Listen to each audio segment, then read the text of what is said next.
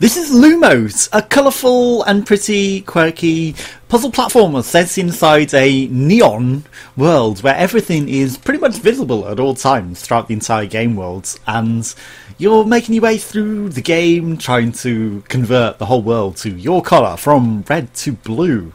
And you do this through a variety of different means. Obviously, you learn as you go along, and it does a good job of teaching you without, actually showing you or telling you what to do. You just sort of figure it out as you go along, and it slowly introduces new things.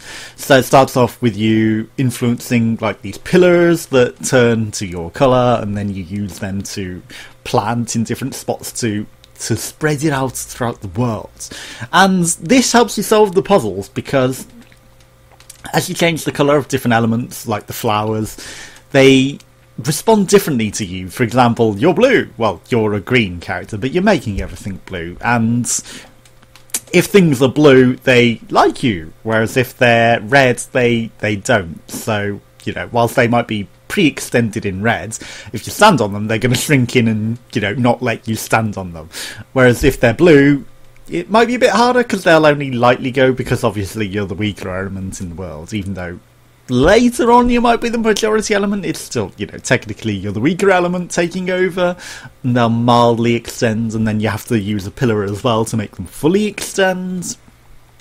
And through this you solve the different puzzles to get the pillars onto the different blocks to spread your colour throughout the entire world. And it's a persistent game world throughout, so as you're taking over the entire world, you can see all the elements moving below or above you, and you can see where you've influenced and what you've changed.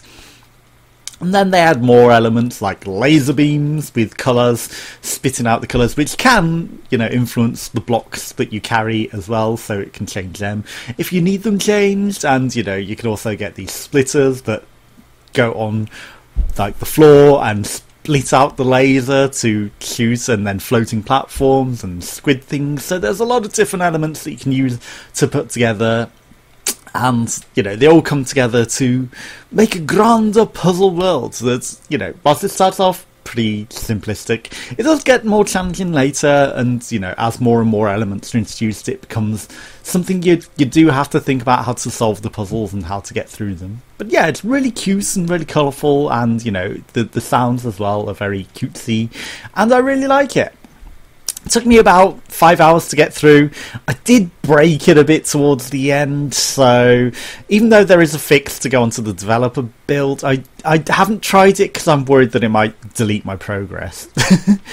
But, hopefully it will go live on the main build soon so that I can continue, because I dropped the guy off where he's not supposed to be and, made it impossible to complete. But there's a new game plus, which I'm going to assume is going back through as the red, taking it back over from the blue.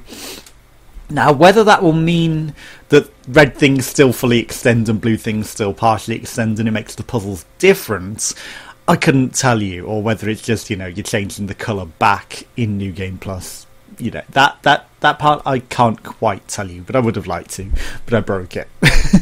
But yeah, it's really cool, and it comes together really good, and the puzzles are pretty interesting, and, they're not necessarily as straightforward, especially towards the end, as you might think. So it might take you a bit of trial and error, a bit of experimentation, a bit of trying out different things to see what works, and that's what's fun about it. So yeah, I definitely recommend this.